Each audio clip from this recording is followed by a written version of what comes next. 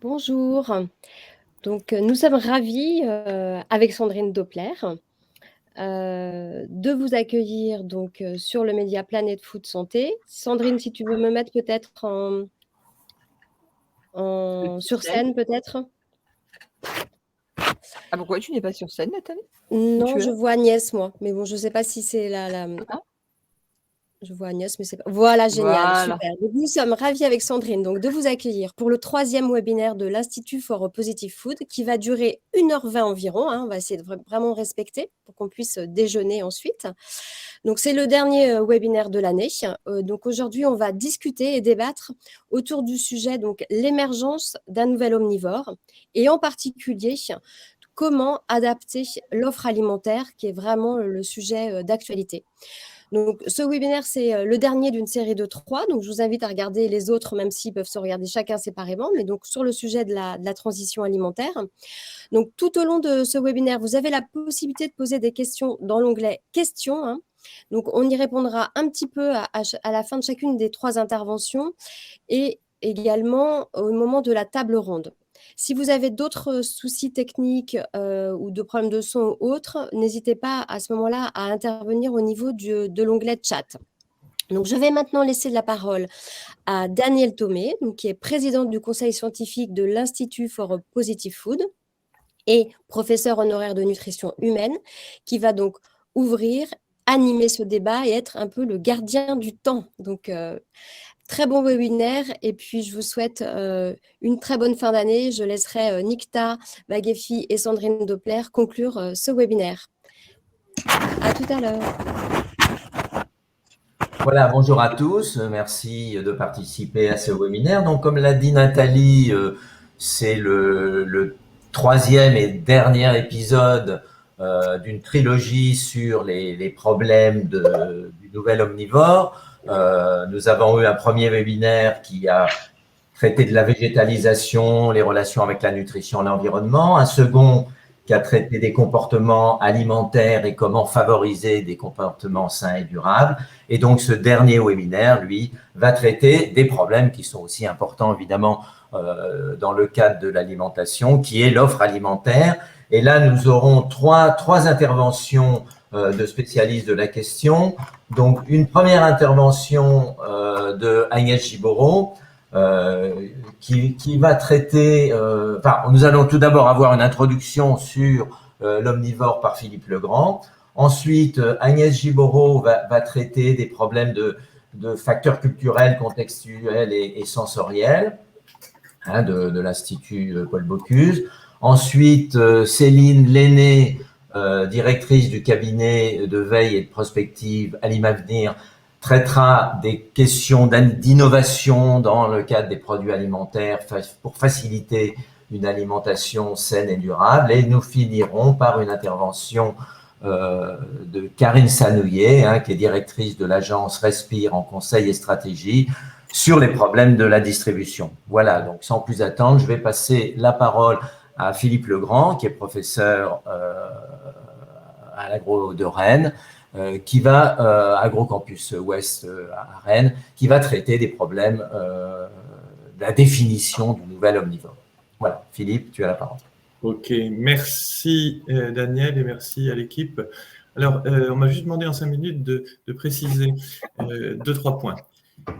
L'homme, au sens human being, est omnivore. C'est vrai et c'est démontré par des travaux CNRS, par exemple, dès la préhistoire, au cours de l'évolution, à cause, hélas, des carences et déficits qu'ont représenté les 3/4 du temps de l'humanité, l'étude des mortalités, et puis depuis 3 siècles, quand même, des données sciences-médecine décrites et écrites. Et donc, vis-à-vis de ça, effectivement, l'omnivore est une donnée scientifique. Cela dit, comme vous regardez, je ne sais pas si vous voyez la flèche, cet omnivore, il doit évoluer. Pourquoi ? Eh bien, parce que depuis qu'il y a satisfaction de pas mal de besoins quantitatifs et qualitatifs, il y a souvent des excès de consommation. Donc, on peut se poser des questions si la composition des régimes peut évoluer. Il y a, depuis aussi un certain nombre d'années maintenant, un souci par rapport à l'écologie et donc à la durabilité de l'alimentation et de la façon de produire. Et puis, il y a aussi un certain souci du bien-être animal, puisque l'omnivore consomme des animaux. Donc, vis-à-vis de ça, il y a questionnement sur est-ce le même omnivore ? De l'autre côté, il faut faire attention quand même parce que cet omnivore-là, il est hélas bien démontré par des millions d'années, par des millions de morts au cours de millions d'années. Il faut quand même assurer tous les besoins et on n'y est pas tout à fait non plus. Il y a également émergence de nouveaux besoins, c'est-à-dire la science avance et on voit des interactions entre différents nutriments. Et puis souligner quand même que si quelques personnes choisissent de ne plus être omnivores, il faut quand même leur dire que c'est respectable du point de vue choix philosophique, mais que c'est une prise de risque du point de vue santé. Alors vis-à-vis de ça, au sein du conseil scientifique de Positive Food, c'est vrai qu'on a proposé l'usage du terme « il faut aller vers un nouvel omnivore ». Alors, plutôt que flexitarien qui existe déjà, pourquoi ? Parce que arien, c'est un peu un nouveau régime, comme tous les autres noms qui commencent par ça, mais c'est plutôt ici une filiation-adaptation, c'est-à-dire on est omnivore, donc on peut évoluer en nouvel omnivore. C'est une adaptation aux quantités, mais ça dit bien qu'il ne faut pas faire d'éviction. C'est ouvert aux nouvelles connaissances. Bref, c'est dynamique sur les besoins, la santé. Et puis, évidemment, ça inclut tous les soucis de durabilité. Donc, c'est plutôt un continuum. C'est pour ça qu'on préfère ce terme nouvel omnivore et qu'on souhaite vivement qu'il soit repris par un certain nombre de gens. Alors, du point de vue protéines, parce que c'est le sujet qu'on entend dans les médias, c'est-à-dire, il y a un sujet protéines dans la recherche, finalement, du curseur entre la proportion de protéines végétales et la proportion de protéines animales, sachant qu'il faut les deux. Alors pourquoi il faut les deux ? Parce que quand on regarde aussi bien sur la valeur biologique que sur le score des acides aminés, c'est-à-dire la composition, il n'y a pas photo. Les protéines végétales ne peuvent pas assurer tous les besoins des protéines animales en quantité et en composition, même s'il y a tous les acides aminés partout dans le domaine végétal. Donc la question qui se pose scientifiquement, c'est très bien, évoluons et cherchons où mettre le curseur entre la quantité de protéines animales et protéines végétales. Alors vis-à-vis de ça, on peut considérer que actuellement en Europe, 67% de protéines animales et 33% de protéines végétales, les spécialistes, dont en France Nicole Darmon, Florent Vieux, etc., nous indiquent que finalement, en considération de toutes les nouvelles exigences vers le nouvel omnivore, en particulier tous les aspects de durabilité, environnement, on peut justifier un 50-50. Protéines animales, protéines végétales. Alors ça bouge un peu si vous regardez les détails, mais je ne vais pas développer ça du tout. Alors, il faut aussi s'habituer à quelque chose dont personne ne parle, c'est que dans les pays en développement, comme ils sont à 25% de protéines animales et 75% de protéines végétales, évidemment, du point de vue éthique et humanisme, eux, ils auront besoin de monter. Donc, c'est aussi une question qu'on doit garder dans un coin de notre tête. Le troisième point, c'est de dire que le débat limité aux protéines n'est pas un débat nutritionnel équilibré. C'est-à-dire que les produits animaux, donc les sources protéiques animales, sont des sources d'autres nutriments indispensables que des seules protéines. Donc, on souhaite que les débats produits animaux, produits végétaux ne se limitent pas aux protéines parce que ce débat-là, il risque d'être dangereux. Pourquoi ? Les sources protéiques animales, autrement dit les produits animaux, sont également sources d'autres nutriments indispensables. Et dans ce sens-là, ce n'est même pas les protéines qui arrivent en tête en termes d'urgence. Il y a la B12 que vous connaissez très bien, déficit chez les végétariens. Le fer, 25% des femmes en âge de procréer sont en déficit, donc ça ne se traite pas comme ça en les oubliant. Vitamine D, c'est presque toute la population de plus de 45 ans. Iode, zinc, déficit également dans la population. DHA, oméga 3 en particulier, déficit de toute la population. Vitamine A, moins grave. Calcium, déficit d'une partie de la population. Ceci, c'est chez l'omnivore actuel, pas le nouveau, l'actuel. Donc attention, si on diminue les produits animaux, eh bien, il faut faire attention à assurer les sources de ces nutriments. Donc j'insiste bien, ça c'est l'ancien omnivore. Donc dans le nouvel omnivore, on doit aussi faire très attention. Donc effectivement, attention à ne pas traiter le sujet qu'en protéines. Juste une diapo pour un sujet dont on ne parle jamais, pour vous montrer quand même que ce qu'on pense de l'omnivorisme, tout n'est pas rose, même chez l'omnivore actuel. Ça, c'est l'iode. L'iode dans la population française, par exemple, entre 55 et 80% des apports en iode proviennent des produits animaux. Donc, si certains sont tentés de baisser trop les produits animaux, ils ont un problème. Ici, vous avez la répartition des sources. Alors, je vous laisse lire entre les enfants, les adolescents, les adultes. Finalement, par rapport aux besoins, l'iode, c'est pas très couvert. Et alors, évidemment, si on est ovo-lacto-végétarien, là, la baisse c'est significative. Si on est vegan, je vous laisse voir le problème. Et donc, pour dire que sur ce sujet-là, et c'est pareil pour le zinc et d'autres, même l'omnivore actuel a son apport recommandé, juste. Hein. Vous voyez, il y a pratiquement que les femmes enceintes et puis la majorité des adultes. Il n'y a rien de trop. Donc, attention de ne pas partir d'un idéal qui serait parfait, l'omnivore, pour aller vers un nouvel omnivore, mais attention de partir d'une réalité qui n'est pas parfaite, l'omnivore, et d'en profiter aussi dans le cadre de la transition alimentaire pour améliorer également les petits déficits. Et pour finir, voici par exemple une étude qui nous montre vers quoi tend ce nouvel omnivore. C'est une étude autrichienne qui décrit l'état de santé en fonction des régimes. Alors, c'est pas forcément complètement défini, mais elle avait fait, Nathalie Burkert, elle avait fait des régimes à dominante, alors végétarien, franchement, omnivore, mais dominante fruits et légumes, très très peu de viande, omnivore, pas trop de viande, et puis les viandards. Voilà. Ce que je veux dire, sans regarder le détail, c'est que les chiffres qui sont des chiffres de consultation et de diagnostic, quand ils sont entourés, ça veut dire qu'ils sont au plus bas. Ce qu'on remarque, c'est effectivement que le végétarien n'a jamais de chiffres entourés, donc c'est pas lui qui a l'optimum, et que on voit se dessiner, même en plissant les yeux et en regardant flou, que c'est du côté de cet omnivore pas trop de viande qu'est le maximum de chiffres entourés, c'est-à-dire le niveau bas des diagnostics. Voilà, donc on voit bien vers quoi on tend, c'est à la fois du bon sens.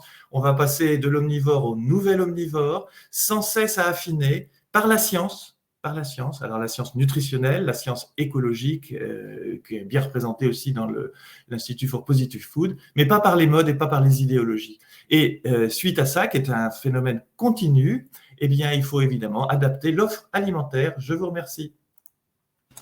Voilà, bon, merci Philippe. On va passer à l'intervention d'Agnès Giboro. Pendant qu'Agnès démarre, il y a une question sur est-ce qu'avec des protéines végétales, il n'est pas possible d'assurer les apports en acides aminés. Alors c'est possible, mais c'est beaucoup plus compliqué s'il n'y a pas de produits animaux quand même. On pourra revenir sur le débat. Agnès, tu as la parole.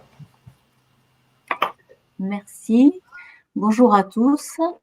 Ravie d'être avec vous pour ces questions essentielles des tendances vers un régime nouvel omnivore. Aujourd'hui, nous parlons d'offres alimentaires et ce que je souhaite partager avec vous, c'est l'importance des facteurs de choix qui vont conduire le consommateur à choisir l'offre qui va répondre à ses besoins et à ses envies, puisqu'en effet, la santé dépend de ce que l'on consomme et l'offre doit évoluer. Je crois qu'on a perdu Agnès. Hop, je pense qu'elle a un petit souci. Alors, on peut peut-être continuer, Daniel, en attendant de récupérer, peut-être répondre à une ou deux petites questions, en attendant de récupérer Agnès. La seule question, c'était de Sandrine Doppler, donc sur les protéines, est-ce qu'il est impossible d'assurer les apports en acides aminés? Alors, c'est possible en théorie, mais c'est plus compliqué puisque, en fait, il faut combiner différentes sources de protéines végétales. Et en plus, dans les végétaux, il y a moins de protéines que dans les sources animales. Et donc, ça veut dire qu'on a à la fois un problème de quantité de protéines. Alors, évidemment, on peut passer par des protéines purifiées, mais là, on tombe sur des problèmes qui peuvent se discuter, mais c'est quand même des produits ultra transformés.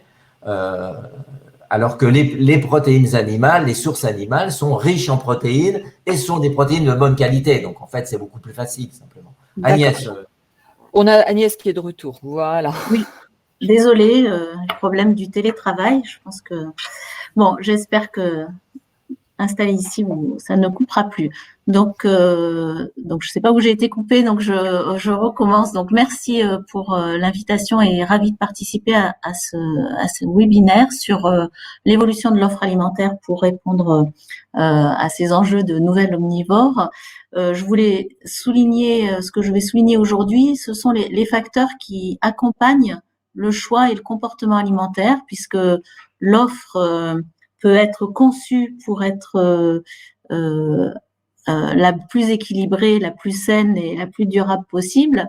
Le consommateur a son rôle à jouer dans ses choix et dans les quantités consommées, et c'est ce que je vais illustrer aujourd'hui. Donc, le comportement alimentaire dépend de nombreux facteurs et nous avons besoin d'une approche transdisciplinaire et, si possible, interdisciplinaire. Donc, travailler entre toutes les disciplines ensemble pour accompagner des comportements alimentaires vertueux en prenant en compte les facteurs sociologiques, donc les échelles collectives dans lesquelles un individu évolue, prendre en compte également les facteurs liés à chaque consommateur au plan psychologique et physiologique et intégrer l'échelle physico-chimique. Ce que je veux dire ici, c'est la part justement de création, de génération d'une offre alimentaire équilibrée au plan nutritionnel et qui apporte le plaisir de manger au niveau des différents sens.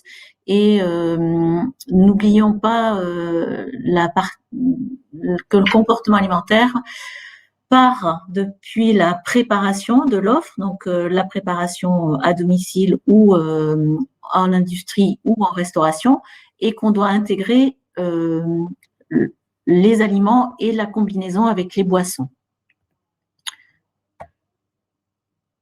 Donc, je vais décliner l'ensemble de ces facteurs en 3 axes. Le premier concerne l'individu et donc les échelles individuelles, psychologiques et sociologiques. Ensuite, les facteurs de contexte qui peuvent amener l'individu à choisir et consommer différents types de plats. Et bien sûr, le plaisir de manger avec la partie perception de l'offre alimentaire, donc ce que j'ai appelé le côté cuisine.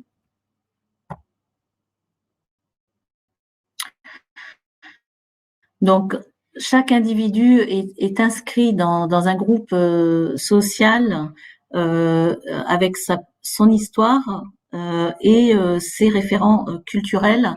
Donc, on évolue collectivement dans ce groupe et embarqué dans les représentations sociales de son propre groupe et plus particulièrement concernant les représentations alimentaires, on a le principe d'incorporation qui fait que l'alimentation, c'est très, très sensible parce qu'on incorpore, on met dans notre corps des éléments externes. Donc, il faut qu'on soit en phase, en confiance avec ce qu'on ingère. Donc, ces valeurs symboliques sont très importantes et associées à un ensemble de tabous et de valorisation positive également ancrée dans notre groupe socioculturel. Je prendrai l'exemple donc de la viande dont on parle dans l'évolution vers le nouvel omnivore. Les représentations liées à la viande sont inscrites dans nos représentations de l'animal sauvage, familier, domestique, avec des tabous et notamment le fait que on ne mange pas tous les animaux et il faut transformer l'animal en aliment. Donc il y a besoin de la pratique culinaire et créer les recettes qui font que intégrés dans ces contraintes socio-culturelles, nous acceptons, nous apprécions l'aliment carné.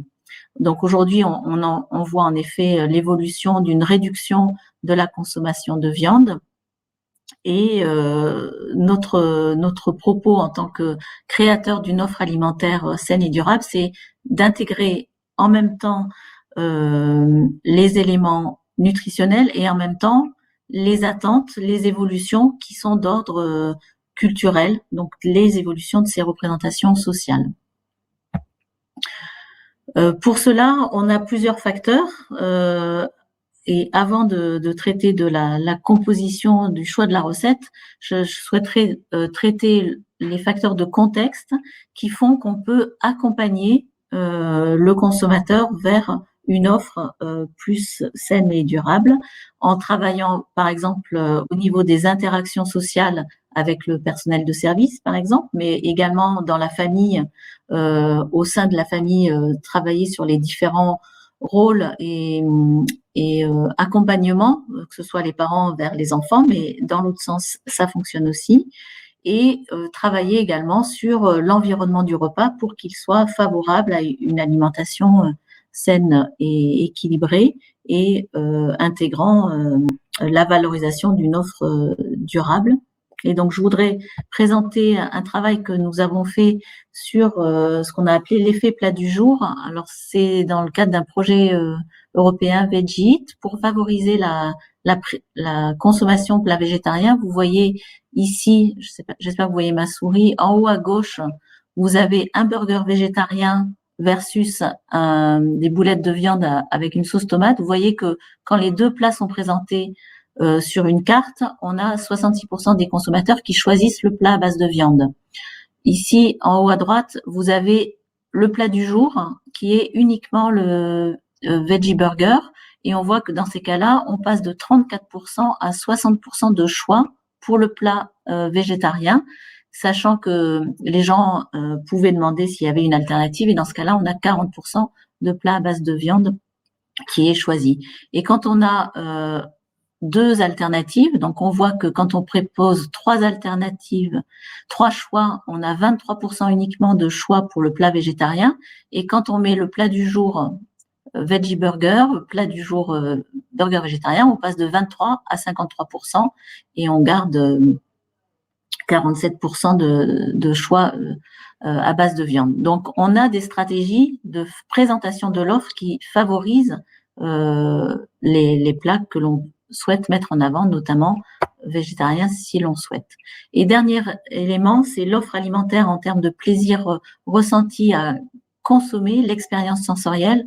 Donc, c'est comment travailler sur l'ensemble des sens pour favoriser le plaisir de manger, donc en partant bien sûr de la vue qui conditionne d'abord l'acceptation, le rejet, l'envie de manger, ensuite les goûts, les odeurs, mais également la texture et le bruit qui entre en jeu dans le plaisir de manger. Et juste un élément ici pour favoriser l'appréciation de plats à base de légumineuses. Ici, vous voyez, c'est un plat de houmous coloré et parfumé grâce à différentes épices, curcuma, gingembre, paprika, cumin. Donc ici, c'était un cumin avec une poudre d'épinards intégré, un mélange d'épinards qui fait un côté un peu vert. Donc c'est ce plat-là qui a été plébiscité. Et ensuite, on a travaillé sur différents niveaux de sel, avec peu de sel et plus ou moins d'épices, juste pour montrer qu'on peut combiner aussi l'appréciation avec les épices et ici diminuer le taux de sel. Donc ici, donc des tests au restaurant expérimental auprès de 18-35 ans, où on voit que le plat le préféré, c'est celui qui a la dose de sel normale et qui est fort en épices, cumin notamment. Et celui qui est le moins aimé, c'est celui qui est faible en épices et faible en sel. Et on voit que en utilisant des épices, on a le même taux d'appréciation que le plat plus riche en sel. Donc là, on a favorisé l'utilisation d'épices, donc ou des savoir-faire culinaires pour valoriser des plats qui sont nutritionnellement plus conseillés. Donc, ce sont les moyens d'action pour une offre alimentaire saine et durable. Donc, les messages en résumé les messages principaux que je voulais partager ici, c'était la prise en compte des représentations sociales et des habitudes alimentaires, puisqu'on ne peut pas les changer, elles évoluent lentement en lien avec l'évolution de la société, mais c'est un facteur important à prendre en compte. La possibilité de jouer sur les éléments de contexte du repas et bien sûr la possibilité de changer les recettes, faire évoluer les recettes pour qu'elles soient les plus appréciables par les consommateurs. Voilà, merci pour votre attention. Je peux prendre quelques questions. Merci à toute l'équipe qui développe ces travaux. Bon, merci Agnès pour cette intervention bien claire. Une question de Catherine Amis concernant la loi climat et résilience. Que pensez-vous des nouvelles orientations de la loi climat et résilience sur l'offre alimentaire avec l'augmentation de la fréquence d'apparition des menus végétariens en restauration collective? Tu peux commenter rapidement? Oui, rapidement. Alors, c'est difficile de répondre d'une manière unique parce que les repas végétariens ont plusieurs atouts qui peuvent être en termes de durabilité, et ça c'est le débat global, en termes économique aussi, puisqu'on peut avoir un plat végétarien qui va coûter moins cher qu'un plat contenant de la viande, mais on reste confronté à l'acceptation et au plaisir de manger ce type de plat. Donc, on a besoin d'accompagner les enfants, notamment si on parle de ration scolaire, pour qu'ils acceptent et qu'ils apprécient des plats végétariens. Donc, on peut faire des nuggets végétariens qui vont être très riches en gras et en sel et qui pourront peut-être être acceptés et consommés par les enfants, mais on ne va pas résoudre les questions de l'équilibre alimentaire. Donc, il faut amener de la diversité végétarienne dans les menus et conserver une partie de viande. Donc, la diversité de l'alimentation est la question centrale, je pense, pour faire évoluer les repas dans les cantines. Voilà, et une deuxième question très rapidement, c'est vrai que c'est intéressant. Est-il possible de faire évoluer les goûts sur une population et quel est le temps nécessaire pour faire évoluer un goût? Tu as une idée là-dessus? Alors, c'est en effet des questions de recherche que l'on traite et que on n'a pas de réponse rapide. Vous connaissez les travaux chez les bébés, les nouveau-nés, enfin pas les nouveau-nés, les nourrissons, au niveau de la diversification, on dit il faut présenter 15 fois ou 10 fois, selon les études, un même aliment avant que le bébé l'accepte sans rechigner, on va dire. Un aliment au moment de la diversification, s'il faut 10 à 15 fois pour que le bébé l'accepte, on peut imaginer que chez l'adulte ou chez les enfants plus âgés, il faille au moins ce même temps, sachant qu'on a le poids de l'intellect. C'est-à-dire qu'un adulte peut dire aujourd'hui j'arrête de manger de la viande ou aujourd'hui j'arrête de manger du gluten. Il y a sa volonté qui fait que même si son plaisir est diminué, il y a une volonté forte de l'esprit. Chez l'enfant, si on dit que il ou elle a juste à accepter ou prendre plaisir à manger un aliment, ça se construit dans le temps. Donc, voilà, je dirais qu'il faut quand même une répétition au moins de ces 10 à 15 fois, mais en même temps, il faut accompagner les connaissances et l'acceptation. Donc, pas travailler que sur la recette, mais travailler aussi sur le concept des plats qu'on présente. Désolée, c'était pas une réponse rapide, mais… Non, mais c'est bon. Bon, donc il y a d'autres questions autour des besoins nutritionnels, évidemment, on reviendra dessus à la fin. Donc maintenant, on va passer à l'intervention de Céline Lenné, qui va nous parler des aspects d'innovation de produits et de services. Bonjour à tous, merci de votre invitation. Effectivement, moi je travaille sur les évolutions globales de l'alimentation en partant toujours des comportements alimentaires, mais je m'intéresse donc à l'ensemble du système et c'est très intéressant de voir aussi comment l'offre évolue. Et l'offre évolue pas mal justement dans tout ce qui concerne l'alimentation durable. Alors, petit rappel, mais ça a déjà été bien présenté en introduction par Philippe Legrand. Donc, il y a un certain consensus autour des modalités de l'alimentation durable. Et en général, donc ces modalités, on dit que ça passe par le fait de cuisiner, de prendre le temps, de préparer des repas et aussi de les consommer dans un environnement aussi calme et détendu, comme vient de le présenter Agnès. Alors ça, c'est un peu l'idéal, on va dire un peu le cahier des charges. Maintenant, la réalité, elle est quand même assez différente. Ce qu'on observe à travers différentes enquêtes de consommation. Il y en a une qui vient de sortir récemment là, au niveau international par Eat et Global Scan qui montre que il y a seulement près de la moitié des consommateurs dans différents pays qui trouvent que c'est facile d'acheter des produits durables et d'avoir donc une alimentation à la fois durable et saine. Et quand on regarde les enquêtes aussi au niveau français, on voit qu'on a quand même une grosse majorité de population qui aime cuisiner. Donc ça, c'est peut-être plutôt positif, avec des différences entre les femmes et les hommes. Alors des différences qui évoluent un petit peu dans le temps. Si Pascal Ebel était là, il pourrait peut-être nous en parler. Mais on voit que ça reste quand même majoritairement une charge qui repose sur les femmes. Mais que, bon, de toute façon, il y a une personne sur 3 qui déclare avoir rarement le temps de le faire. Et c'est encore plus important, c'est la moitié des 18-34 ans. Donc là, c'est vraiment un gros frein, bien entendu. Et un autre frein dont on parle peut-être moins souvent et qui paraît un peu anecdotique, mais qui me paraît important, c'est le manque d'inspiration, en fait. C'est de savoir justement comment préparer ces repas et surtout s'il s'agit de repas plus durables. Et quand on parle de végétalisation, ça suppose effectivement d'avoir des nouvelles recettes peut-être. Et donc, encore une fois, des proportions encore plus importantes chez les jeunes. Donc, manque de temps, manque d'inspiration, ça fait partie des freins sur lesquels, en fait, je pense qu'on peut aussi regarder, donc ça peut être ces points de friction, ça peut être des sources d'innovation, des opportunités. Alors, je vais en présenter quelques-uns qui ont été un peu creusés ces dernières années. Donc, sur la praticité, on a vu se développer, ça fait déjà un petit moment, la pratique du batch cooking qui consiste à préparer des repas à l'avance. En général, ça peut être le week-end, par exemple, quand on a un petit peu de temps devant soi, en 1 heure, 2 heures. Bon, là, vous voyez, c'est la même proposition en 30 minutes. Il y a eu pas mal de livres qui sont sortis. C'est même un peu un phénomène éditorial, dans les magazines également.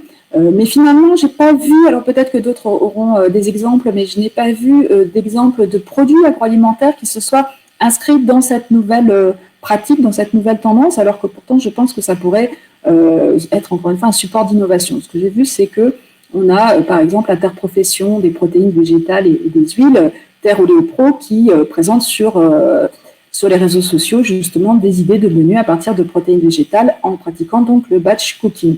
Donc, qui consiste encore une fois à préparer un peu à l'avance et après à n'avoir plus qu'à assembler, en fait, les repas les jours de semaine. Alors, dans la même logique, en poussant encore un petit peu plus loin, il y a aussi, depuis une dizaine d'années, les kits ou paniers repas qui se sont développés. Alors ça, c'est un phénomène qui est beaucoup plus développé dans d'autres pays. Moi, je regarde ça depuis déjà un moment. Alors aux États-Unis, par exemple, il y a des gros acteurs comme Blue Apron qui est coté en bourse. C'est la moitié des Américains qui ont déjà utilisé au cours de l'année écoulée, en tout cas, des kits repas. Et donc, les chiffres d'affaires ne cessent d'augmenter. Il y a des gros acteurs aussi en Europe, dans d'autres pays européens comme HelloFresh.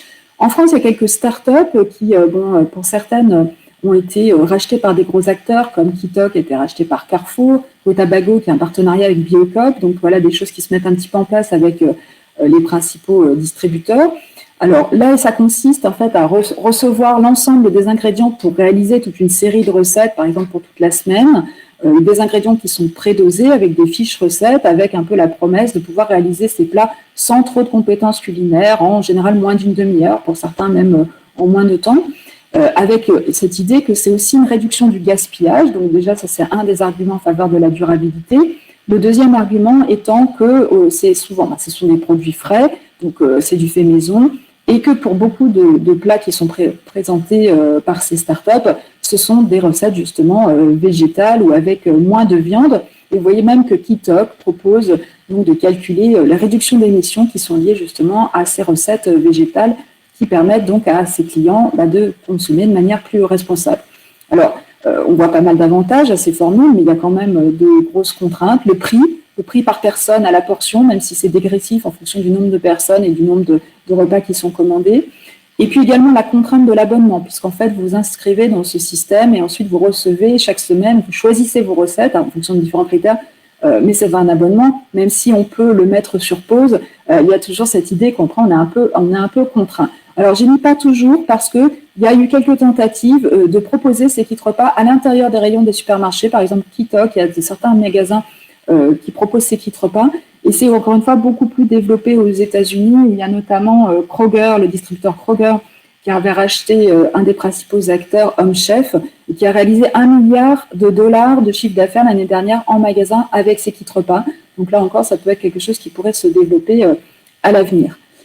Alors, encore un cran plus loin, on commence aussi à avoir une intégration de ces kits repas avec des appareils électroménagers qui sont de notre côté d'ailleurs de plus en plus faciles à utiliser, qui sont connectés, qui sont destinés aussi parfois à des publics qui n'ont pas l'habitude de cuisiner, par exemple le Monsieur Cuisine ou autre.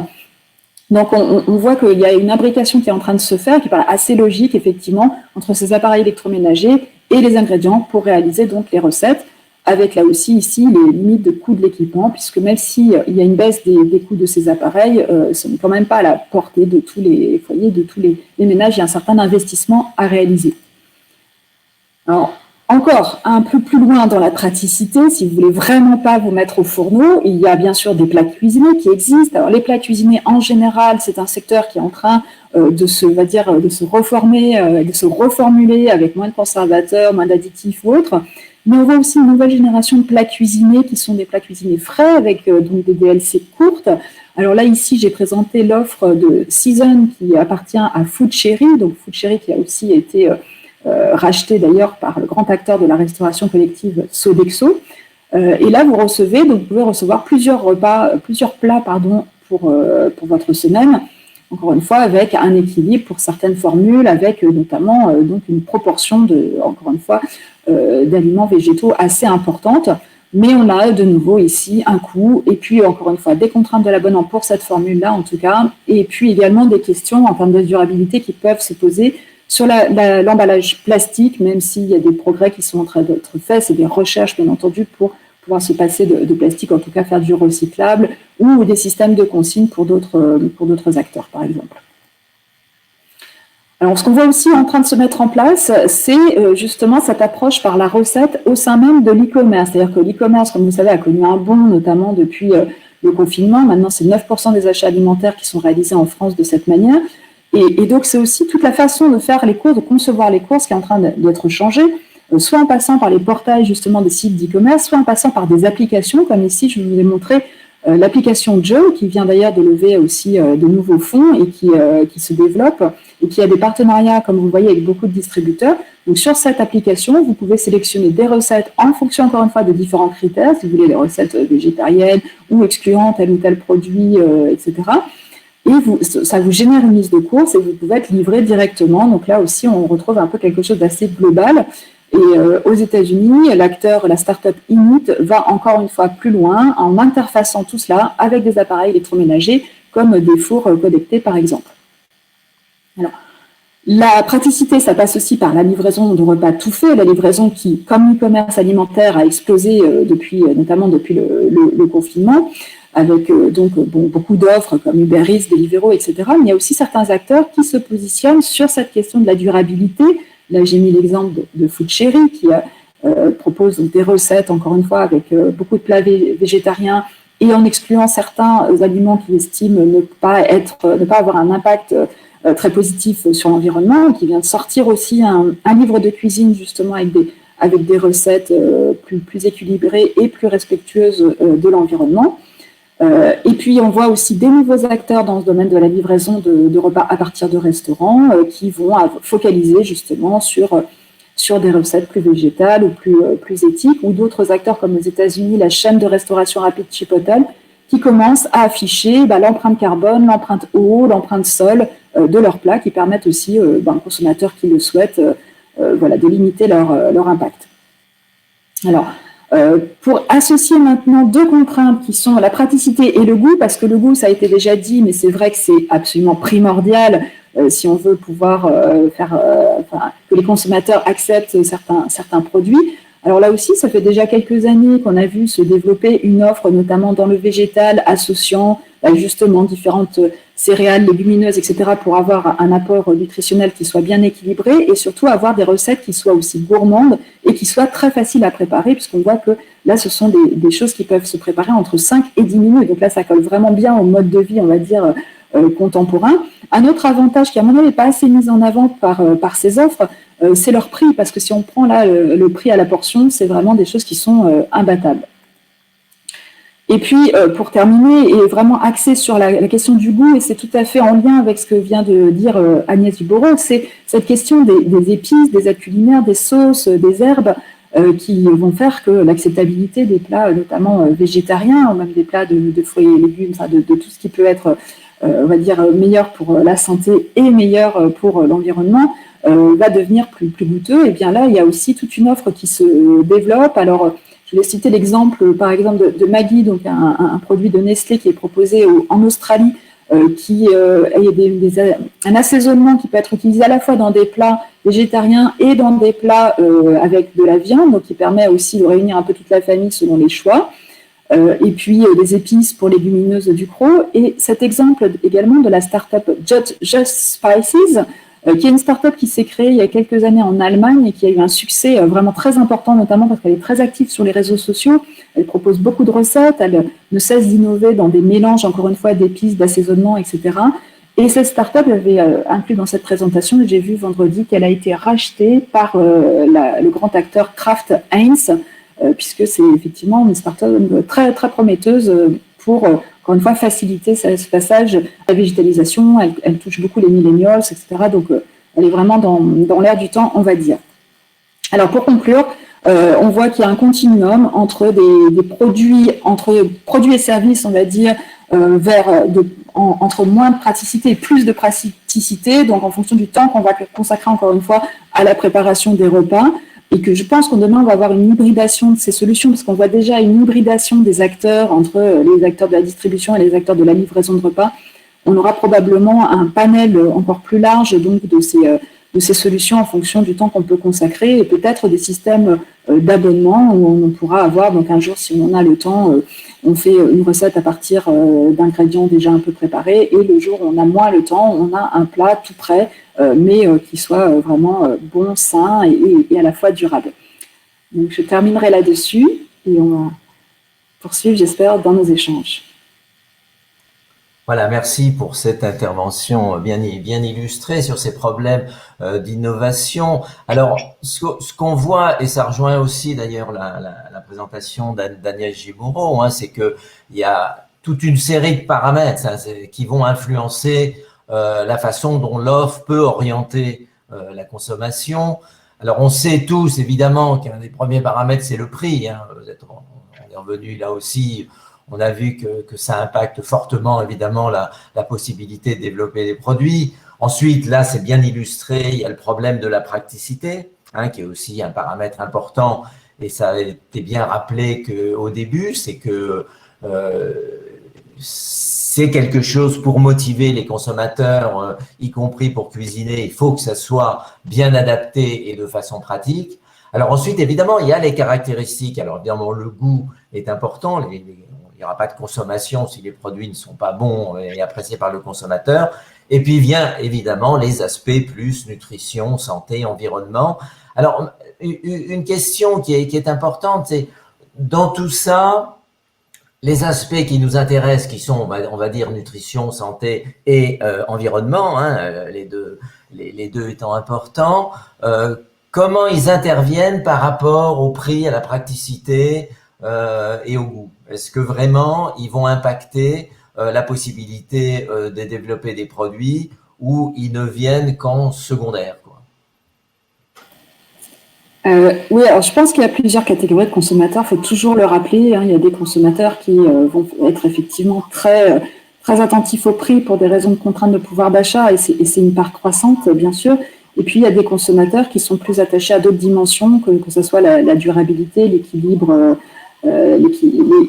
nutritionnel ou autre. Ça dépend évidemment du niveau de revenu, de la catégorie sociale, mais ça dépend également de la catégorie d'âge. Donc, il faut vraiment faire plusieurs typologies pour répondre à ces questions. C'est assez complexe. Oui, alors il y a une question en effet de Olivier Penning sur le problème de la cuisine salée.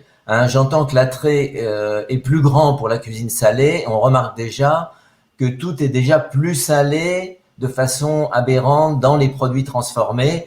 Évidemment, se pose l'impact sur la santé. Qu'est-ce qu'il en est de la diminution du sel dans les innovations de ce type de produit?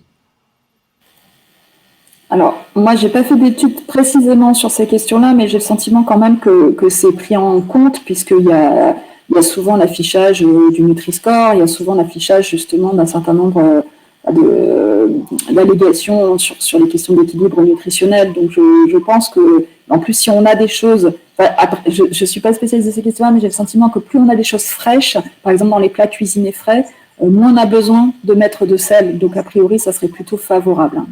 C'est une intuition. Bon, c'est sûrement quelque chose à revenir dans la discussion. Alors, et il y a une autre question qui est importante en effet, et peut-être que Agnès d'ailleurs aussi est concernée, c'est Louisa Machio est-ce qu'au niveau des innovations, il y a de bons exemples sur ce qui concerne l'éducation et la formation, cours d'alimentation et de cuisine dans les écoles, ateliers et formations pour les adultes, Qu'est-ce qu'il en est au niveau des innovations dans ce domaine?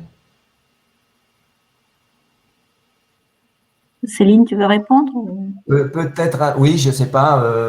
Alors, Céline, moi, je vais répondre Agnès. surtout sur les innovations par rapport en lien à ce que j'ai présenté. Moi, ce qui me semble intéressant, c'est que par exemple, les kits repas se positionnent beaucoup sur des choses qu'on peut réaliser avec les enfants. Et il y a d'ailleurs, alors c'est plus aux États-Unis, des kits repas spécialement pour les enfants, et qui peuvent réaliser tout seuls. Mais c'est quelque chose qui est vraiment mis en avant, c'est cette idée pédagogique. Alors, c'est aussi valable d'ailleurs pour les hommes, c'est-à-dire des hommes qui n'ont pas l'habitude de cuisiner peuvent s'y mettre avec ça. Et donc, avec des choses qu'on peut faire en famille. Après, sur tout ce qui est éducation à l'alimentation, plus en termes publics, je laisserai peut-être Agnès réagir sur ces sujets. C'est beaucoup en réflexion en ce moment, je crois. Oui, Agnès. En effet, oui, moi je compléterai en disant qu'il y a énormément d'associations qui mettent en place des cours de cuisine pour tout public. Il y en a pour les enfants, il y en a pour les personnes âgées isolées, il y en a pour les personnes en situation d'obésité. Voilà, donc c'est beaucoup d'initiatives locales, peut-être un peu éparpillées. Et donc je pense qu'on a un vrai enjeu, c'est d'essayer de créer un réseau pour recenser toutes ces associations qui transmettent par le plaisir de cuisiner les conseils nutritionnels et environnementaux, je pense, qui sont au cœur de ces activités. Et en ce qui concerne l'éducation plus en lien avec le scolaire, c'est un projet de société avec donc des associations qui travaillent au niveau national, mais je pense qu'on a une vraie réflexion à ouvrir sur le lien entre le ministère de la Santé, le ministère de l'Agriculture et de l'Éducation pour ramener des travaux pratiques ménagers à l'école. Donc ça, c'est un souhait que je défends, mais bon, il faut qu'on soit nombreux à pousser dans cette direction-là, je pense, pour que ça arrive à voir le jour. Voilà, merci. Bon, je pense que c'est un des thèmes sur lequel on pourra revenir, en effet, au cours de la table ronde, qui est ce problème, évidemment, de l'éducation, de la formation à des ateliers de cuisine, etc. C'est sûrement très important dans l'offre aussi de services, hein. Et donc, par exemple, quelqu'un qui veut trouver, par exemple, un endroit pour avoir de la formation sur la façon de cuisiner, où est-ce qu'il doit s'adresser, quoi, je veux dire. Et peut-être il y a des éléments de réponse et de discussion qu'on peut apporter. Voilà, bon, ben, merci pour cette intervention. Donc, la troisième intervention est par Karine Sanouillet, qui va nous parler, évidemment, là, quelque chose d'important aussi, qui est l'intervention de la distribution, comment ils sont engagés, comment vont fonctionner leur engagement. Voilà. Karine. Bonjour à tous alors et à toutes. Je suis très heureuse d'être là. Effectivement, la distribution est un des maillons très importants de la chaîne et de la décision des consommateurs. Et juste pour éclairer un peu ce que je vais présenter, moi j'ai travaillé longtemps dans la distribution avant de travailler à l'extérieur, de regarder les consommateurs et les distributeurs de l'extérieur. Donc il y a quelques éléments qui peuvent être des éléments d'insider ou d'ex-insider de la distribution qui expliqueront certaines choses. Alors d'abord, et ça a été largement dit, mais je pense qu'on peut réinsister, le choix du consommateur, c'est le résultat de facteurs multiples. Donc voilà, c'est les méga-trends et avec un développement des préoccupations de santé et de risques climatiques. Donc ça, c'est quelque chose qui influe largement sur les consommateurs. C'est les propositions des marques et des industriels. C'est le monde agricole. Et puis, ce sont aussi des acteurs plus périphériques, mais qui sont très importants. Donc, on va citer les médias, les ONG, qui ont un rôle important aussi dans les décisions des consommateurs, les associations de consommateurs, les pouvoirs publics qui donnent tout le cadre réglementaire à nos consommations, et puis la situation économique des ménages, donc qui bien sûr est un déterminant important dans le choix. Donc à la fois beaucoup de facteurs externes Et en même temps, le distributeur est l'interface finale dans la décision du consommateur. Donc, il a un rôle tout particulier et la construction de son offre, ses orientations, vont avoir un rôle in fine qui est très important puisque c'est à la fin ce que le consommateur a à sa disposition pour mettre dans son caddie et faire la cuisine. Donc voilà, en préambule. Alors, la préoccupation des distributeurs pour la transition alimentaire, elle est réelle et elle est assez ancienne. Si on parle de la distribution organisée, moi, je la fais démarrer dans les années, fin des années 80, début des années 90, avec deux symboles qui sont chez Carrefour en 1992, le lancement de la boule bio. Voilà, donc ça, c'est un phénomène qui a démarré vraiment chez les distributeurs par les équipes produits frais et par les équipes marques distributeurs qui sont le plus au contact à la fois du monde agricole et puis qui se posent les mêmes questions que les industriels sur qu'est-ce qu'on donne à manger aux consommateurs. Donc ça a été vraiment un démarrage de prise de conscience et puis d'action. Et puis la création de Biocoop qui était finalement concomitante à la prise en compte de l'agriculture bio dans la réglementation française. Donc même si le bio est loin d'être la seule manière de conduire cette transition alimentaire, en tout cas, ça a été, je pense, il y a eu un avant et un après dans la manière de construire des offres alimentaires ou même de se positionner en tant que distributeur. Alors, pourquoi, au fond, les distributeurs, quelles sont leurs motivations pour travailler sur l'offre alimentaire en jouant un rôle particulier sur la question de la transition? Alors, tout d'abord, voilà, il y a un engagement, et que pour l'avoir vécu de l'intérieur, qui est un engagement sincère de personnes chez les distributeurs qui ont souhaité donner une impulsion autre que simplement distribuer des produits, mais qui ont souhaité engager les enseignes vers des actions de prise en compte du bien consommé pour les consommateurs. Donc ça peut être le bio, mais ça peut être aussi très tôt des considérations de pouvoir donner au plus grand nombre accès à une alimentation de qualité, donc beaucoup avec les MDD, qui ont vraiment été travaillés dans ce sens. Donc voilà, il y a une motivation sincère et de longue date. Le deuxième axe, évidemment, c'est de répondre aux attentes des consommateurs, parce qu'en même temps que la société évoluait, il y a une demande des consommateurs qui a émergé dans les années 70-80 autour du bien manger. Voilà, donc c'est quelque chose qui évidemment est tout à fait déterminant dans l'évolution des stratégies d'offres des distributeurs. Évidemment, ensuite aussi, c'est un moyen pour les distributeurs de se différencier les uns des autres. Voilà, en prenant des positions plus marquées sur certains aspects ou d'autres. Et ça, c'est vraiment, je pense, depuis 2000 que ce phénomène a accéléré. Et la possibilité pour les distributeurs de faire de la télévision en publicité a été un levier important. Parce qu'en publicité, il s'agissait de parler aussi d'autre chose que du prix. Donc, ça a été un moment où les choses se sont vraiment déployées en termes d'action et de communication. Voilà, un quatrième avantage pour une offre qui est une offre différente, c'est un mix prix et marge qui peut faire un pas de côté par rapport à des produits plus mainstream où les prix vont être très tendus et très bataillés. Donc, offrir une offre aussi alternative, quelle que soit sa forme, c'est une manière de pouvoir avoir un mix marge plus intéressant. 5e pilier très important aussi pour ce secteur, c'est une manière de développer des partenariats long terme avec les producteurs.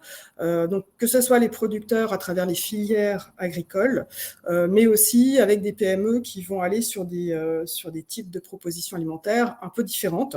Donc la question de ce triptyque distributeur, agroalimentaire et producteur est une question très importante pour les distributeurs et construire des partenariats à long terme, c'est quelque chose de très important pour eux. Et puis enfin, la raison pour laquelle ils sont venus très tôt à ces offres bien consommées ou mieux consommées, c'est qu'il y a un très grand nombre de propositions tous azimuts des industriels et notamment, mais j'en parlais, mais un nombre de propositions très important de la part des PME. Et les distributeurs se trouvent tout simplement au centre de ce très grand nombre de propositions qui peuvent être alternatives, mais dont ils vont pouvoir se saisir et aussi qui les alertent sur des propositions qui peuvent être nouvelles. Donc voilà un peu les 6 grands piliers qui font que les distributeurs sont très engagés vers une offre qui évolue et vers la transition.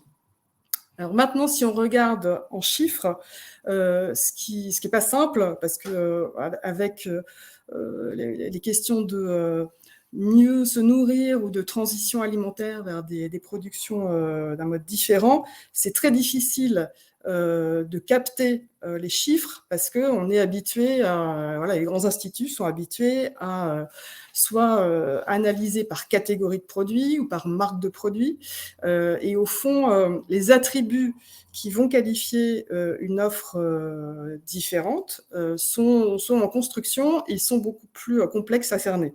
Alors néanmoins, là, IRI, par exemple, a fait tout un travail d'attributs dits transverses, c'est-à-dire des choses qu'on va aller capter dans la dénomination ou dans la composition d'un produit, qui permettent d'identifier quelque chose de différenciant pour ce produit sur le plan de la transition. Donc aujourd'hui, c'est sur un total de presque 150 milliards d'euros en grande distribution, c'est environ 11,3% de produits qui peuvent être qualifiés, de chiffre d'affaires, qui peuvent être qualifiés comme des produits qui sont marqués par la transition alimentaire. Alors, le végétal, c'est très intéressant. Aujourd'hui, c'est 350 millions d'euros et on y reviendra. C'est un marché qui reste vraiment petit, parce qu'au regard du marché total en grande distribution, c'est un marché de niche pour l'instant. Et on y reviendra, qui mériterait une accélération, mais qui pose tout un tas de questions. Le bio, en tout en France, on est à 12 milliards d'euros. Voilà, donc répartis de manière assez égale entre la grande distribution et la distribution spécialisée.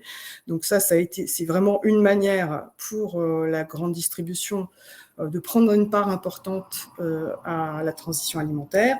Et puis le vrac, même si on est sur des bénéfices qui sont pas forcément directement liés à la nutrition, c'est aussi un désengagement important à travers la juste quantité et à travers évidemment moins d'emballage. Voilà, donc à retenir une part de chiffre d'affaires qui commence à être importante, mais difficile à cerner, et certains typologies de produits ou d'évolution dans l'alimentation qui restent encore des produits de niche. Alors, dans une perspective maintenant, si on se projette, et dans la suite de ce que les distributeurs ont développé, donc d'abord sur le bio, ils sont maintenant engagés vraiment dans des stratégies RSE qui sont très complètes. Et quand on les lit dans le détail, il y a énormément de choses, bien évidemment, autour d'une alimentation saine. C'est même pour quasiment tous l'un des piliers centraux de leur stratégie RSE. même si ce n'est pas le seul pilier, puisqu'il va y avoir aussi des piliers plus sociétaux et sociaux à travers l'engagement auprès de leurs fournisseurs ou de leurs salariés. Mais chez tous, et là j'ai mis en avant 3 d'entre eux, qui sont U, Carrefour et le groupe Casino, une alimentation saine et durable est présente dans la stratégie RSE. Pour certains, la question du bien-être animal est présente, et depuis quelques années maintenant. Voilà, donc on a un engagement qui est un engagement fort, puisqu'il est, voilà, là ce sont des extraits des reportings extra-financiers pour Carrefour et pour Casino, donc c'est des engagements qui engagent vraiment les distributeurs, avec des indicateurs qui sont chiffrés, qui sont suivis, et donc qui engagent toute l'action des équipes en interne. Alors, encore une fois, le végétal est assez absent de cette photo, vous verrez, et pour plusieurs raisons. Alors, il me semble que c'est un sujet qui reste difficile vis-à-vis du monde agricole, et le monde agricole est un partenaire très important de la grande distribution. Donc ça, c'est un premier facteur d'explication. Les attentes des consommateurs, ou en tout cas l'appétence des consommateurs pour ce type de produit a pu décevoir, ou en tout cas, il y a eu une très grande accélération, par exemple, sur les boissons végétales, puis une certaine rationalisation de l'offre devant un chiffre d'affaires qui ne décollait pas de façon si conséquente. Donc, on sent qu'il y a vraiment là un levier, de façon indiscutable, mais que, indépendamment des questions de prix, c'est un domaine qui est plus complexe. Et je terminerai sur le prix. Hop, c'est ce slide. Sur le prix, au global, dans la transition alimentaire, pour les distributeurs, c'est vraiment l'enjeu principal. Parce qu'ils ont l'obligation de travailler pour l'ensemble des consommateurs et de proposer une offre globale qui permette à la population française de se nourrir. Donc le prix reste une question. Voilà, Céline disait que c'est environ la moitié des consommateurs qui sont engagés, mais c'est que la moitié, et pour l'autre moitié, le prix reste une question importante. Et les distributeurs, c'est le petit graphique de droite, restent quand même dans le cœur de leur offre, sur des positions qui sont de maintenir les prix, avec une situation qui est plutôt une situation de légère déflation qui perdure à la globalité de l'offre des distributeurs sur les produits d'alimentation. Voilà, alors si on se projette un tout petit peu maintenant vers l'avenir, moi je suis convaincue, et on commence à le voir, que ces sujets de transition alimentaire et de construction d'une offre plus durable et d'une alimentation saine et durable, ce sont des sujets qui sont des nouveaux champs de discussion entre les distributeurs et les industriels ou les producteurs.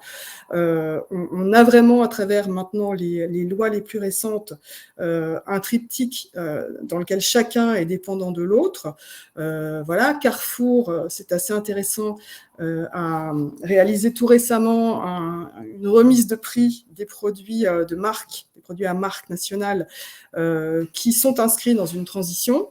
Donc, il y a vraiment cette volonté, au-delà des engagements autour du bio ou des engagements sur les marques propres des distributeurs, il y a une volonté de faire de ce champ un terrain de discussion, d'évolution et peut-être de nouveaux types de négociations avec les partenaires industriels.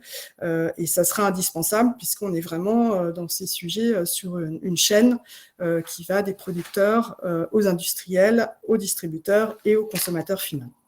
Voilà, donc c'était ce que je voulais dire en quelques slides. Donc vraiment des distributeurs qui ont un rôle fondamental et qui sont engagés, des freins pour des raisons souvent qui appartiennent à ce secteur et qui seront peut-être difficiles à dépasser, en tout cas à court terme, mais vraiment des perspectives très optimistes comme levier de discussion entre des acteurs qui parfois ont des sujets difficiles entre eux. Je pense que ça, c'est un sujet de discussion et d'évolution très positif et constructif. Merci. Voilà, merci pour cette intervention bien illustrée et assez claire sur ce problème. On est tous d'accord, fondamental, qui est la distribution, la façon dont les aliments sont commercialisés et sont choisis par les consommateurs, évidemment, au niveau des distributeurs. Alors, une question qui est très importante, en effet, sur l'efficacité de développement de nouvelles offres alimentaires, concerne la rotation des références sur ces nouvelles niches. Et il y a une question donc de Jean-Marc Stavoyer qui est si les distributeurs sont effectivement intéressés par certaines nouvelles offres alimentaires, est-ce qu'on sait combien de temps ils laissent aux nouvelles références pour faire leurs preuves? En général, ils ont des stratégies qui sont des référencements sur un an, hein, parce qu'on a le fameux rythme des négociations annuelles. Donc, c'est souvent au bout d'un an qu'une décision se prend. Même si sur le secteur que j'évoquais, par exemple les boissons végétales, il y a eu vraiment des expérimentations très poussées de développement de l'assortiment qui ont été mises en place. Je pense que la difficulté, c'est que d'un côté comme de l'autre, c'est-à-dire côté industriel et puis côté consommateur, il y a une bascule qui ne s'est pas faite. Donc on reste sur quand même une offre classique qui reste le gros du chiffre d'affaires et le gros des attentes des consommateurs. Donc, le distributeur, au fond, il est chargé de faire la bascule d'un assortiment très majoritairement classique vers un assortiment qui soit orienté vers une alimentation plus saine. Mais la bascule va être longue. Dans la mesure où c'est aussi le chiffre d'affaires au mètre carré ou le chiffre d'affaires au mètre linéaire qui compte.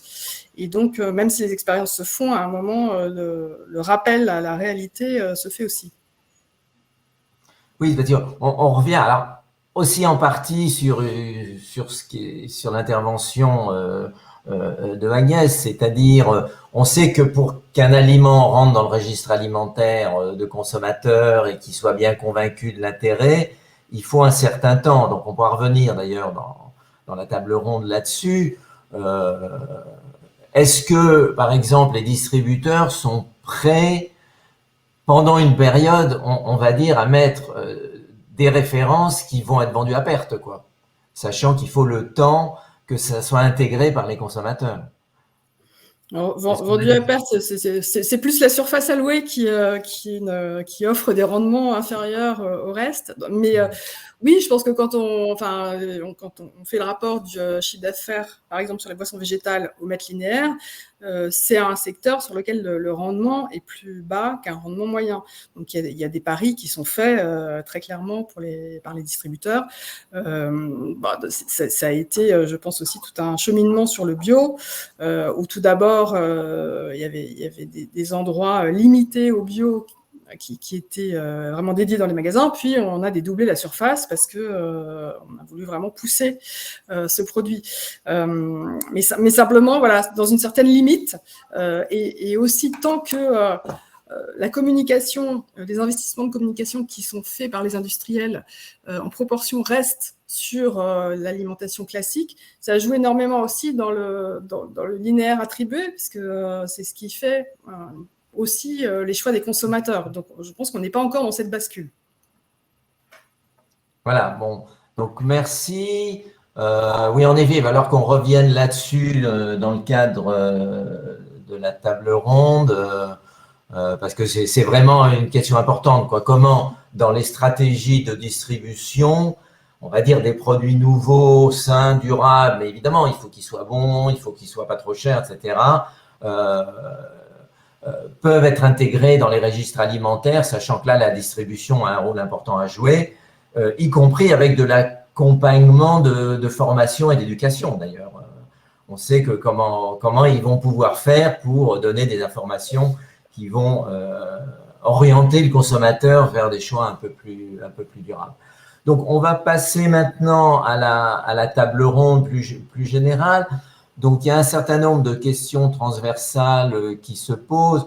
Je pense qu'on peut peut-être démarrer par les questions. Alors, on va revenir qui sont importantes sur les aspects nutritionnels, c'est-à-dire que c'est quand même un début. Alors, ce qui nous intéresse, c'est nutrition et durabilité, hein, on est d'accord. Donc, c'est à la fois d'avoir des alimentations et d'offres alimentaires qui soient nutritionnellement équilibrées, qui soient saines, en adéquation avec les principes de santé, mais qui soient aussi respectueuses de l'environnement. On sait tous très bien que c'est très difficile d'allier les deux paramètres. Nutrition, environnement, c'est pas du tout la même chose. Il y a des produits qui vont être très bons nutritionnellement, mais catastrophiques pour l'environnement. On pourra en discuter avec ce que disait Philippe sur la balance entre végétal et animal, mais comment on peut améliorer l'aspect durabilité des productions animales, c'est une grande question, je pense que Jean-Louis pourra intervenir là-dessus. Ça retombe aussi sur les négociations avec la grande distribution, entre l'agriculture et la grande distribution. Alors, je voudrais revenir un peu sur ce problème de la question, alors liée d'ailleurs à la question de Catherine Amis, sur comment on peut gérer la végétalisation de l'offre dans le cadre de l'équilibre alimentaire. Alors peut-être là, à la fois Philippe et Agnès, vous pouvez intervenir là-dessus, c'est-à-dire, par exemple, pour la question de Catherine Amis, c'était sur la fréquence d'apparition des menus des menus végétariens en grande distribution. Où est-ce qu'on peut mettre le curseur? Est-ce que, si on revient à la présentation de Philippe, qui a bien montré que c'était pas si simple que ça, si on végétalise trop, il y a quand même un certain nombre de nutriments qui vont poser problème. Comment vous voyez ça? Quelle est la fréquence qu'on peut mettre dans l'offre de menus végétariens? Alors, je veux bien tenter de dire comme réponse qu'il n'y a pas de réponse, dans la mesure où les connaissances, elles sont assez solides en termes d'apport nutritionnel par nutriments, donc c'est les ANC en gros, des conseils généraux de type PNNS, mais la base scientifique, c'est quand même l'ANC. Alors, il y a deux problèmes qui peuvent être résolus en travaillant. C'est de lire les ANC par les diététiciens et diététiciennes, comme d'ailleurs on l'avait fait quand on avait commencé ça, c'est-à-dire il y a beaucoup de journalistes qui disaient « attendez, nous on ne sait pas lire les ANC », mais ce n'étaient pas eux les destinataires. Donc, il faut des études intermédiaires avec des compétences de type diététique, c'est-à-dire essayer de respecter les ANC par portion et type d'aliment. Parce que l'autre complication, c'est que dans un aliment, il y a de tout. Donc tout à l'heure, une des premières questions, c'était « mais si on diminue les protéines végétales ?» Le problème, c'est que vous ne pouvez pas diminuer les protéines végétales sans diminuer les protéines animales. Quand on dit on prend plus de protéines végétales, on mange plus d'aliments végétales. Et d'où la question de mon cours exposé, c'est-à-dire ce n'est pas forcément les protéines qui vont poser problème, c'est les autres nutriments. Donc ça, c'est difficile. Il faut vraiment essayer de traduire ça à un niveau aliment, ce que la science propose, est à peu près à jour, à un niveau nutriments. Donc c'est une étape, Et seulement ça, après quoi, on aura les aliments, puis la fréquence, puis les portions, et du coup, on pourra répondre à ce genre de questions, combien de menus, etc. Et puis la variabilité aussi d'âge, je ne l'ai pas dit tout à l'heure, mais attention, parce que quand on ne fait pas attention, on dit il faut diminuer de 67 à 50 les protéines animales, on peut. Il ne s'agit que de l'adulte. Attention, pas les nourrissons, pas les enfants, même pas les ados pour un peu qu'ils soient sportifs, et même pas les vieillards. Donc faites gaffe, on a tendance à, c'est de l'adultocentrisme là, mais on a tendance à le dire, ce n'est pas une loi pour l'ensemble de la population française, c'est une orientation possible pour la population adulte en bonne santé. Voilà, et donc peut-être Agnès, rapidement, comment on peut gérer l'offre de menus, de plats végétariens en restauration collective? Alors, la question était aussi particulièrement pour les adolescents, on sait que c'est des populations assez sensibles. Comment ça fonctionne? Comment ça peut fonctionner? Ce que je souhaitais partager, c'était la prise en compte des goûts et cet apprentissage. Alors, il y a plusieurs questions. On forme notre goût au fil des années. Donc, le rôle de la restauration collective, c'est de montrer des nouvelles recettes et de les montrer suffisamment souvent pour qu'au bout d'un moment, elles deviennent familières et que dans cette familiarité, on accepte, on se dise, tiens, c'est vrai que j'ai goûté ça la dernière fois, finalement, c'était bon. Et donc, il y a vraiment ce travail dans la durée pour apporter des nouvelles recettes et que le référentiel soit changé. Puisqu'en fait, aujourd'hui, si on nous amène, il y a eu la question des insectes ou des algues, voilà, on nous amène une recette avec des insectes. on va la rejeter en bloc parce que ça fait pas partie de notre répertoire dans nos cultures. Mais peut-être que à force de voir, enfin c'est un peu caricatural, mais à force de voir des criquets grillés dans la salade, peut-être qu'on va se dire finalement ça se mange et ça fait partie de ce que je peux goûter. Donc je vais goûter. Finalement, si le travail culinaire est suffisamment travaillé, bien travaillé, on dit voilà, en effet, c'est une expérience intéressante. Et petit à petit, on va changer nos référentiels et donc consommer des aliments des menus qui vont être équilibrés différemment. Alors peut-être justement là-dessus, une question à Céline. Justement, dans les innovations, alors, et peut-être Yvette pourrait aussi intervenir, dans les innovations de produits qui vont être proposées, comment on va intégrer ces nouvelles compositions, ces nouveaux ingrédients, comment éviter que ça soit trop salé, etc. Alors, ça dépend de quand on parle. Vous m'entendez bien là? Parce que je crois que tout à l'heure, il y avait un Oui. petit problème. Oui, ça dépend de quel. Alors, si vous parlez des nouvelles sources de protéines, effectivement, il en a été question dans les onglets. Alors, il a été question plus particulièrement des insectes et de la viande in vitro, mais il y en a beaucoup d'autres et qui sont sans doute plus intéressants. Mais pour réagir déjà sur celle-ci, bien sûr, la question de l'acceptabilité, comme venait de le dire Agnès, mais avant ça, il faut déjà se poser la question de savoir s'ils sont vraiment durables. Et moi, je viens de terminer une étude sur le sujet. Il apparaît qu'à l'heure d'aujourd'hui, c'est loin d'être établi. Il y a beaucoup de questions qui se posent encore sur les insectes ou la viande in vitro, ou même d'ailleurs les microalgues, qui présentent, c'est vrai sur les insectes et les microalgues, qui présentent des intérêts nutritionnels, ça c'est évident. Mais en termes de durabilité, de gaz à effet de serre ou de consommation d'énergie, de consommation d'eau ou autre, là par contre, c'est pas du tout établi que ça soit meilleur pour l'environnement, voire parfois ça peut être pire quand on regarde les analyses de cycle de vie. Donc il faut faire très attention et je pense qu'avant de mettre vraiment le paquet pour essayer de les faire accepter par les consommateurs, il faut d'abord se pencher sur ces questions-là. Maintenant, les autres sources, il y a d'autres sources qui arrivent issues de la biologie synthétique, par exemple, les protéines par fermentation ou les microprotéines ou d'autres. Là, c'est pareil, il faudra regarder de près un peu chaque produit ou même chaque producteur, chaque entreprise a ses propres procédés et donc c'est ça qu'il faut regarder pour pouvoir les comparer en fait avec les produits qui sont censés substituer. Et puis au-delà de ça, moi je voudrais dire aussi, parce qu'on a parlé tout à l'heure du marché du végétal de substitution, mais la végétalisation ne passe pas que par les substituts qui imitent justement la viande ou le lait, c'est beaucoup plus large et c'est beaucoup plus difficile d'ailleurs à appréhender en termes de chiffre d'affaires du coup, parce que ça peut être des choses aussi beaucoup plus brutes, beaucoup plus simples. Donc c'est pas forcément les substituts qui imitent le plus, qui seront ceux qui vont se développer, surtout en France, qui vont se développer le plus, je pense. Okay, oui. Et Yvette, là, tu peux commenter un peu Oui, moi, je voudrais simplement faire une petite remarque. Autant d'un point de vue nutritionnel, ce qui est important, c'est pas d'avoir un aliment équilibré, mais c'est que l'alimentation soit équilibrée et que l'alimentation, elle peut être constituée d'un tas d'aliments qui sont pas tous équilibrés.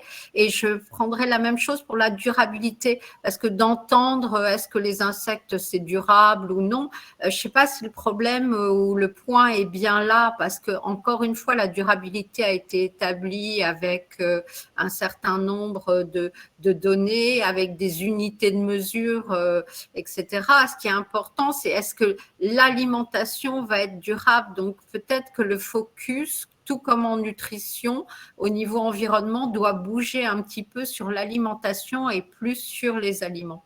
Voilà la remarque que je voulais. Oui, je pense que c'est important. Alors, un autre point là qui a été discuté, évidemment, on revient sur les problèmes de grande distribution. Hein, on est tous d'accord que c'est central pour les aliments, pour les aspects économiques, les revenus des foyers, etc., des familles. Peut-être Karine et Jean-Louis, là, je pense qu'au cœur du problème, il y a quand même la relation entre la distribution et l'agriculture, quoi. C'est-à-dire comment, dans ces problèmes d'innovation, de fournir des produits innovants, nouveaux, bien équilibrés, mais à des prix raisonnables, vers où devrait aller la relation, y compris financière, entre les agriculteurs et la grande distribution?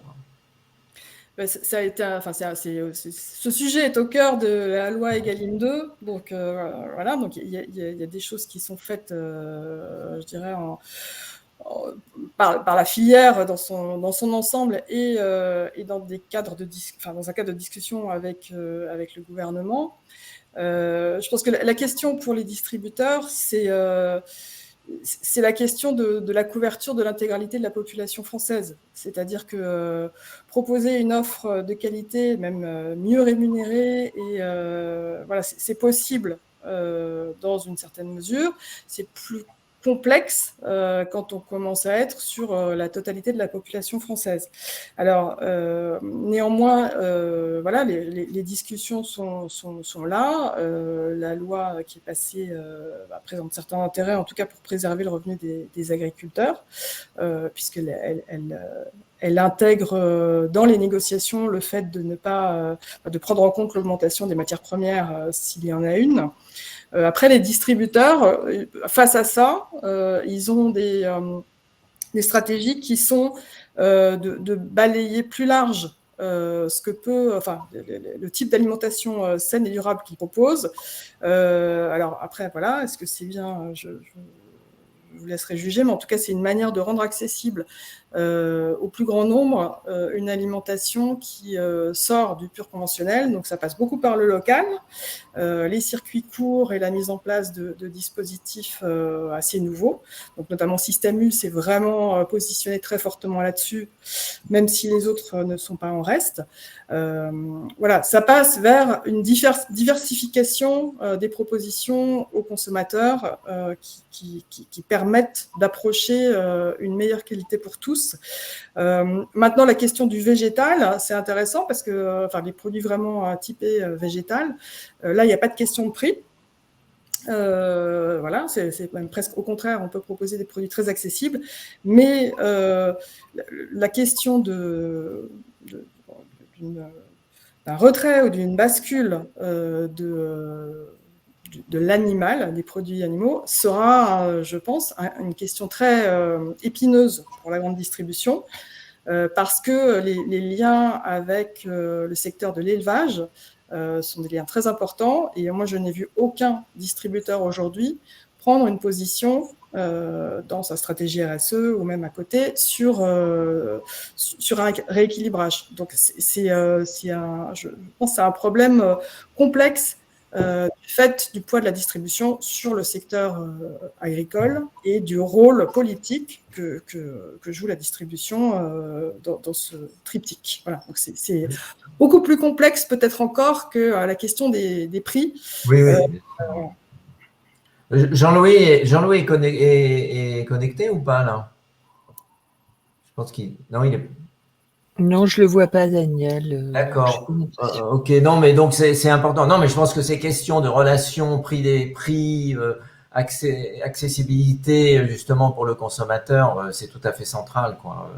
Et on revient aussi à ce qu'on discutait sur le turnover des produits, s'il reste pas assez longtemps, mais ça implique tout un tas de trucs. Alors, un dernier point qui est sûrement très important, qui a été abordé là, qui concerne un peu tout le monde, c'est ce qu'on parlait autour de l'éducation, de l'information, etc.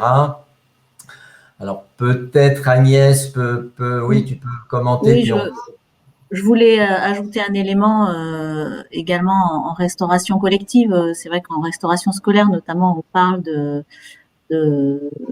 d'augmenter la part de légumes dans les menus. Et donc, ça, c'est un peu comme dans la distribution. Il faut accepter de la présence dans les rayons sans être acheté un certain temps. Et à la cantine, c'est la même chose. Il faut accepter une part de gaspillage parce qu'on n'adore pas les aubergines la première fois qu'on en goûte, quoi. Donc, ou les lentilles ou d'autres produits végétaux qu'on ne connaît pas. Donc, il y a une part il y a un facteur temps, on va dire. Voilà. Donc, en termes économiques aussi. Donc, on peut perdre une certaine marge ou avoir un effet qui n'est pas tout de suite positif aussi à ce sujet-là. Donc, je pense qu'il faut qu'on accepte l'investissement, on va dire, dans la durée. Ouais. Je vois Jean-Louis, là, tu as suivi l'intervention de Karine, là, Jean-Louis? T'as pas de micro? Ah si, on t'entend pas.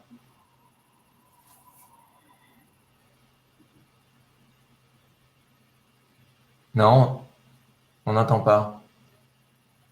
Je pense qu'il y a un petit souci de connexion du côté de Jean-Louis, on ne l'entend pas.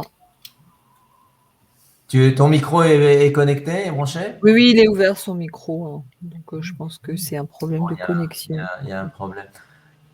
Alors, mais justement, alors peut-être Céline et Karine, si vous pouvez essayer de régler le problème de Jean-Louis, qu'on puisse avoir son intervention, mais Céline, Karine, justement, dans des domaines différents, là, ces problèmes d'information, d'éducation, de temps de formation, comment vous voyez ça, d'une part sur l'innovation produit et d'autre part, évidemment, dans l'offre de la grande distribution?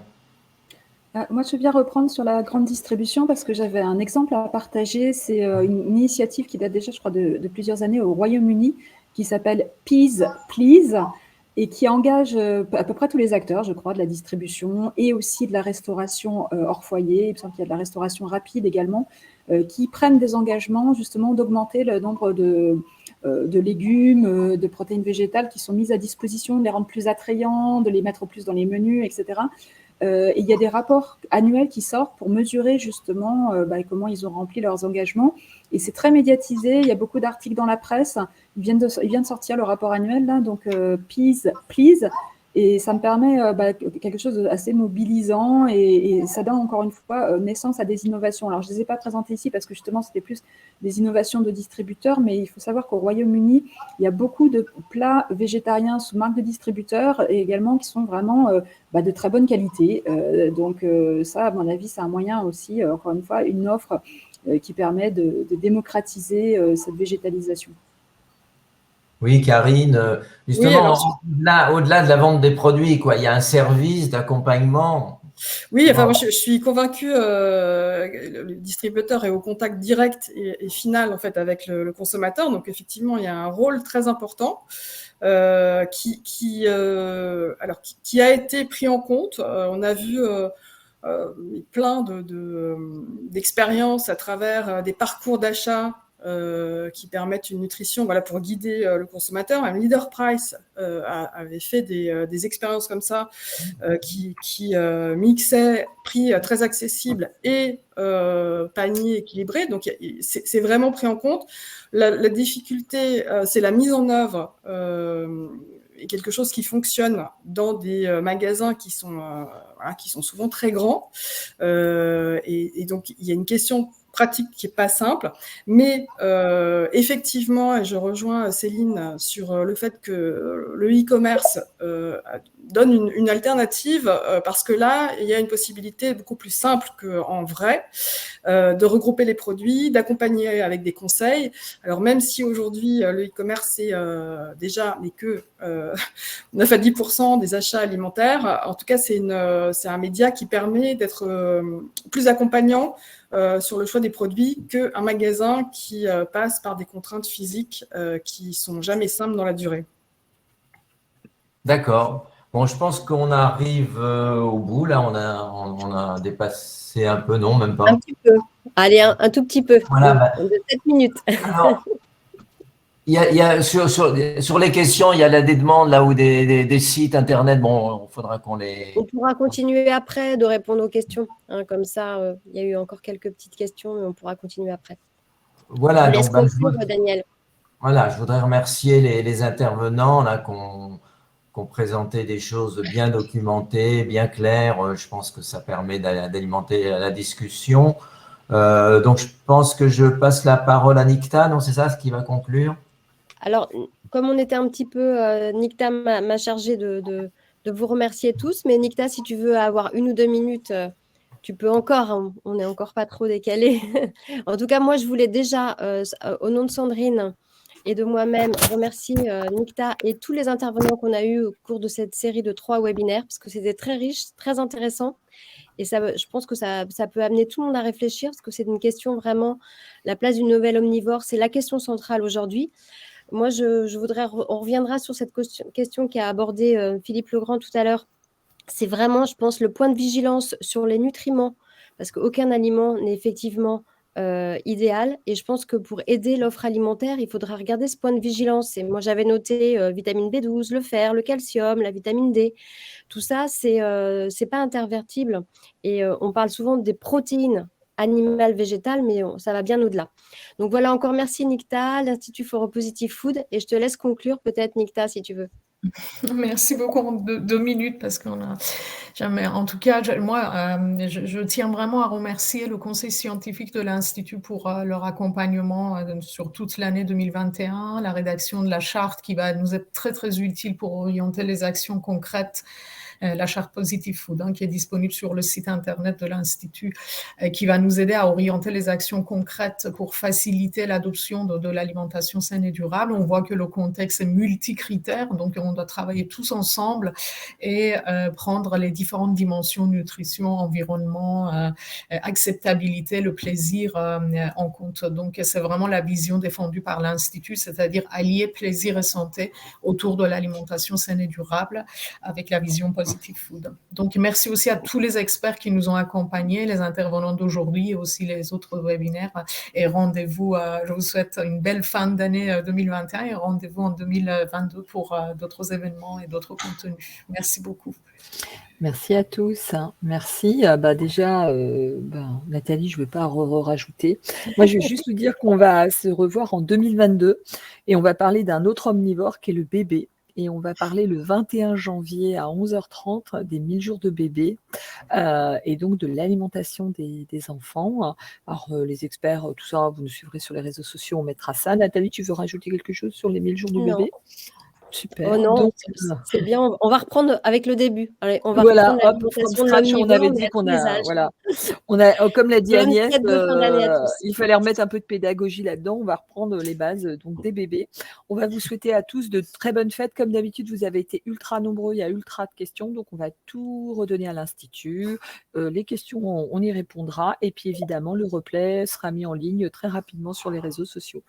De bonnes fêtes à tous. Au revoir. Passez des bonnes fêtes, profitez de vos familles. À l'année prochaine. Voilà, vous intervenez, c'est vraiment très intéressant. Ouais, merci Daniel pour l'animation. Merci. À tout bientôt. Merci Daniel, au revoir à tous.